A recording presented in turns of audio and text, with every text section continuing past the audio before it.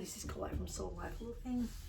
He talked about the effect of hiding your spirituality, realizing that you're completely different to other people in your sphere, and how to not get sad and broken about it, and the drain on your energy levels, pretending to be like other people so that you get accepted. Because it is sad to see a beautiful light energy source in another human being and watch it having to diminish it and dim it and squash it into these narrow little bands because the people around them, you know, are so fixed and thin in their understanding of life and spirituality. They've got lots of reasons why they can dismiss this and they dismiss that and they dismiss the other because they're all powerful and they can do that. And what they do is they're just diminishing themselves all the time. But they diminish others, they diminish innocent people. While they're doing that, they force them to live a fake life, and they think that's I don't know, somebody once said to me, we just want you to live a right life. Like, oh, the thought of living a life like them, I couldn't bear it. I think that's why I've spent a lot of time alone. And when I do connect with people, it's really difficult. One of the gifts that came with me was this ability to create a healing stillness around me. So when you come in, you feel calmer and you feel safe, and because that's an energy that they're taking from you. They start to feel better. It's taking it from me. It's taking my energy for them to feel like that. And if they're like that, then they'll want to be your friend and they'll want more. And they'll want to be around you more and they'll take more. So they get super energized and you get really, really depleted, and it carries on. And this is not just narcissists, this is, you know, sometimes it's just ordinary people.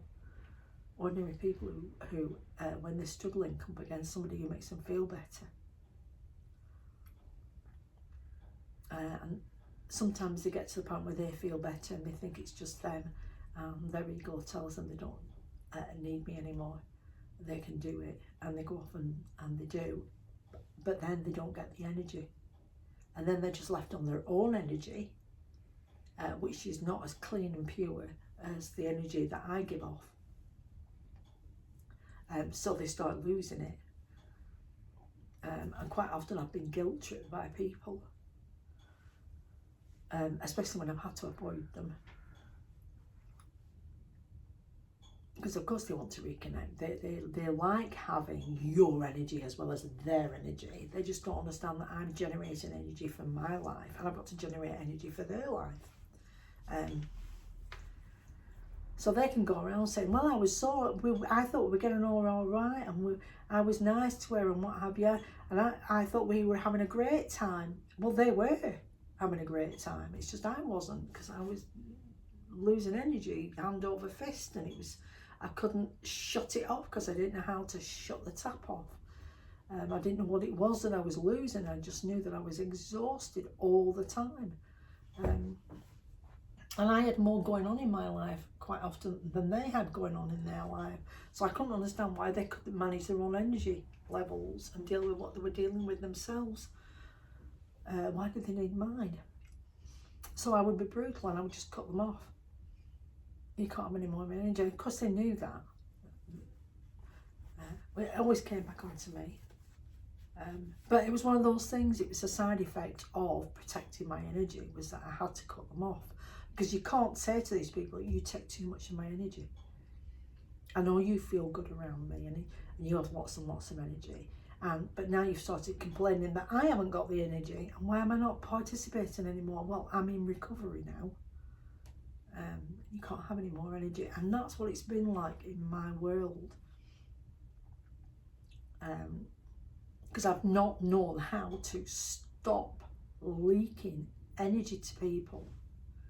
And it's only sort of recently, I did have some techniques that I could use, like a black bag over them, zip them in under the sewing machine, and put them in the cooling room,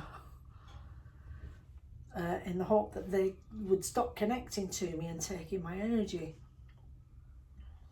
I would just have to say no to visits. This was in a time when phones rang and I wouldn't answer the phone, and you couldn't leave the phone off the hook because it would make the line that you're on hot, and they wouldn't be able to reuse it. So these were how people just turning up at the door. And I was knackered, 4 kids, 3 kids then, but whatever. Part-time jobs, cleaning, and quite often ill. And they would come round to be entertained and fed with the kids, and I'm like, I'm knackered, couldn't do it. So on one of my astral journeys, I was presented with some wings, and these are wings that I could just wrap around me really quick if someone was approaching, so that we could have a conversation, but they couldn't take any energy off me. I mean, if they weren't taking any energy off me, then they weren't so keen to continue a conversation. And this, I could see it was frustrating for them, because they would carry on talking to me and they couldn't take any energy off me. They couldn't work out what was wrong, therefore they decided I was being weird. I probably was weird to them, because once they get used to taking your energy and you providing that service, and if they want an uplift, just connect with you and take yours, then they're always going to see you as being the problem when you cut that connection off. And all I can say to people is just stand firm. You can do it with a smile. Just say to your guide, I need some way to protect myself from leaking energy when I come up against people. They will give you something, either in a dream, or a sentence in your head will drop in, or an understanding will click in at some point.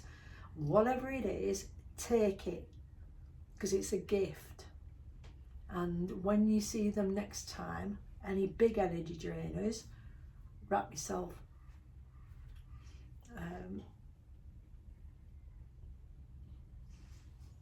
Because what it means is that you're giving yourself away, because you think that will make them like you more, or you be a good friend if you do that. And you'll notice that you don't get energy back from them. It's a one-way street. You don't get it back, they don't give it to you, they just want to take it. And it's a side effect of being who you are, spiritually speaking. And it's a gift that you have that can be abused just like that, and people aren't even aware that they're doing it. You just get things like, oh yeah, she's great, I always feel really good when I've been around her, and you're like shivering, because they've drained you. Protect yourself, put yourself first, because your energy is for yourself. So there's a noise outside. Your energy is for yourself. Your energy is there to protect you, and you're there to protect any specific loved ones around you who you share energy with, who love you in return. Those people is where your energy goes to first, and then outside that periphery into the friend zone, be a bit more discerning about who you do. If you're with somebody and when you get back you're yawning, I know you've done is sit there, but you're yawning and you're tired and you're shivery, yeah, they've drained you. So the next time you meet, and make it on your terms, not their terms, your terms to suit you. Protect yourself. Just ask your guide for a way that you can protect yourself from leaking energy. so that you don't drain so much, and they will answer you. Good luck.